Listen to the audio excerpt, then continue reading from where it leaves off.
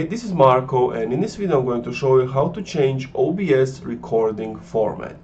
But before I begin with this video, if you are interested in Shopify, you can get it for only $1 your first month if you use the link in the description. So basically what you have to do is go to File, and from File you want to go to Settings. Now that you are in Settings, you want to navigate to Output, so it's right over here, the Output section. Now I can't change anything since I'm recording at the moment, but you see this recording format that I'm keeping. So basically you would click on here and you would click on MP4.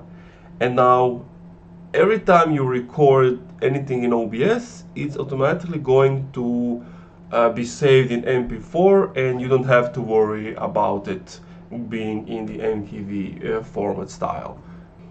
And that's it. Thank you for watching this video. If you enjoyed, leave a like, comment, subscribe.